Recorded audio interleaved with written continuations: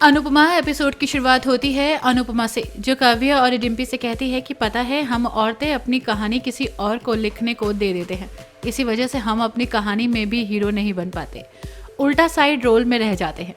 डिम्पी कहती है कि हम कह कहकर तो थक गए लेकिन कोई नहीं समझा। काव्या कहती है कि मुझे पत्नी का दर्जा मिला लेकिन वो सम्मान नहीं मिला जो मिलना चाहिए था। माना मुझसे गलती हुई लेकिन इसकी सज़ा मेरी बेटी को क्यों मिल रही है? पहले मुझे लगा एक दिन वनराज समझेगा लेकिन अब ये नामुमकिन लगता है।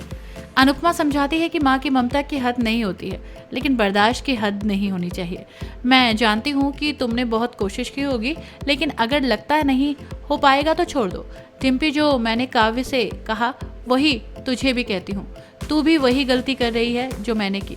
परिवार के लिए सब करो लेकिन खुद को मत भूल जाओ। जो मिस्टर शाह कर रहे हैं अंश के लिए कोई एहसान नहीं कर रहे, वो उनका प्यार और फर्ज है। तेरे मन में समर्थ है लेकिन इसका मतलब ये नहीं कि तेरी लाइफ में टीटू नहीं आ सकता। अनुपमा पूछती है कि क्या तू टीटू से प्यार करती है? डिम्पी हाँ कहती है। इसके बाद अनुपमा पूछती है कि क्या तू उससे शादी करना चाहती है? तो डिम्पी हाँ कहती है लेकिन फिर कहती है कि पापा नहीं मानेंगे। वहीं आध्या श्रुति को पाखी के बारे में बताती है। वो कहती है कि पाखी बहुत ख़राब है, अब उसकी हरकतों से परेशान थे लेकिन मम्मी ने कभी उन्हें कुछ नहीं कहा क्योंकि वो सगी बेटी है ना। कभी कभी मुझे लगता है कि मम्मी ने पापा से भी पैसों के लिए शादी की है क्योंकि पाखी उनका ही तो खून है, तो उनकी जैसी ही होगी। इस पर श्रुति तुरंत आध्या को डांट देती है और कहती है कि आध्या, मैंने तुम्हें कितनी बार बोला है कि चाहे तुम कितनी ही गुस्सा क्यों ना हो लेकिन अपनी तमीज़ नहीं भूलोगी।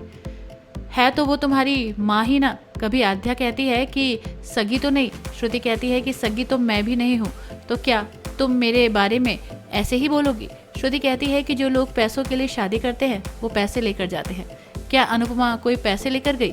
अनुपमा और अनुज ने प्यार के लिए शादी की। आध्या गुस्सा करती है और कहती है कि आप उनका साइड ले रही हो, आपको पता नहीं वो कब अपने मोटे मोटे आंसू दिखाकर आपके पापा को छीन लेगी, पता ही चलेगा। अनुज सारी बातें सुन लेता है। पाखी अमेरिका में एक शख्स के करीब दिखती है। अनुपमा दोनों के साथ देख लेती है। अनुपमा पाखी को बता देती है कि उसने दोनों को साथ देखा है।